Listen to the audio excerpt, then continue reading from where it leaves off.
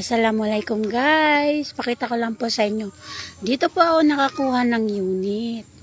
Baka sino po yung gusto na mga kumuha ng unit, punta lang po kayo dito. Dito lang po yung house. Parang ito po ang pinaka main office. Ayan. Mura lang po dito ang pasalubay. Hello, nagaylaw sila. Hi. Baka may kuryente dyan, Bea. Makuryente kayo ha. Kumakawa yung mga bata guys. So, ayan, tapos kumaka ng unit dito guys. Pwede mo siyang gawing third floor, second floor, pero mas better na kumuha ka ng dalawang unit.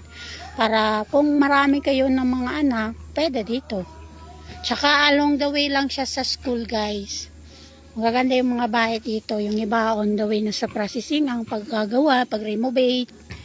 Ayan. Kaya kung OFW kayo, dapat maging practical kayo sa pera. Huwag kayo puro bigay, puro pautang sa mga taong hindi marunong magbayad ng utang. Kasi na-disappointed ako sa totoo lang guys. May pautang pa ako na sa 80k pero hanggang ngayon sa awa ng Allah wala pang nababalik sa akin.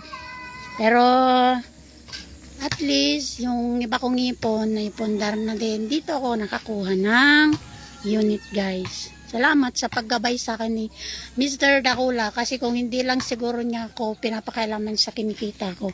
Baka napunta sa wala lahat ng pera ko. Kasi, ako kasi, sa totoo lang, sobrang bait ko pag may nahiram sa akin. Todo bigay talaga ako, todo hindi tangge. Hindi ko alam, nabubudol na pala ako ng mga walang iya. Pasensya na po, Lolameta. Share ko lang, kaya kayong mga OFW man o hindi, matuto kayong mag-ipon at magdamot.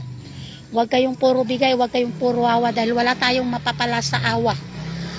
Dahil real talk po yan, yan po yung napala ko sa buhay. Sa sobra kong awa, naloloko ako ng mga tao. Pero may kasabihan tayo na lumoko ka man ng kapwa mo, may balik naman sa yung karma na impact na sobra-sobra pa. Kaya ito guys, ito na. Yan.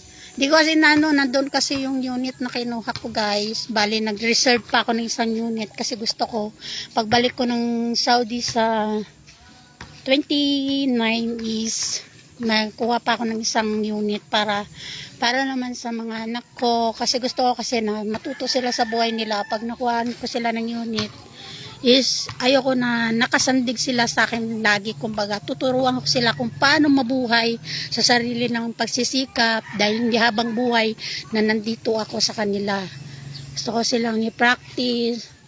Ayan guys, ganda dito guys, malawak kasi maganda dito guys. Paalala lang sa mga katulad ko, huwag kayo puro pautang, puro bigay, puro awa. Okay lang na magbigay tayo ng tulong sa tao talagang nangangailangan. Pero sa mga taong mangdurugas, mangloloko, wag po tayo magtitiwala dahil hindi po biro ang maghanap ng pera. Lalo na dugo at pawis ang may pinuhunan na natin para kumita ng pera. Kumbaga ika nga, mindset. Sige guys, share ko lang. Hindi ko kasi makuhanan guys, malayo yung nakuhanan ko ng unit. Nandun pa yun sa dulo-dulo. Bari nandito kami sa office para magbayad ako ng 30k para sa NOLA ko. Para sa ganon, malipat na sa pangalan. Tapos hintay na lang kami ng deed of sale na nakapangalan na talaga sa akin. Parang ganyan lang guys yung nakuha ko guys. So, yung may yellow na yan na blue na may yellow. Ganyan lang yung nakuha ko guys. Pero okay na yun kasi ipapalagyan ko yun ng second floor.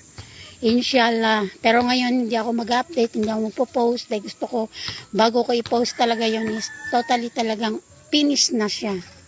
Pero alhamdulillah kasi fully paid na yun. Kahit na bumalik na ako na zero, at least hindi pa naman ako nasipot, hindi naman ako naurot kasi natira pa naman yung iba kong mga napundar na gold. Siguro yun lang yung ko, pero hindi ko yun i-dispose kasi yun ang mga souvenir ko sa paghihirap ko din doon. Kaya yan guys, Maging practical po tayo guys, wag na po tayo maawa sa mga kailangan na tumulong tayo sa talagang deserve na tulungan, pero kung mga hindi natin deserve na mag-aartista, kasi yung nanay niya hindi nasikaso sa hospital, 50-50 na, ako naman si tanga, bibigay naman ako ng pera, kasi sabi niya pagkatanggap ng sahod, ipapadala, yun pala, hindi pala, nabudol ako, tapos mababalitaan ko, in-scatter lang pala yung pera na hiniram sa akin, o diba, napakalaki mang loloko, pero may karma din yan. Tignan mo lang, may karma din yan. Doon sa pag-artista niya, baka hindi na buhay ng nanay niya talagang nawala, kundi siya na talagang nawala.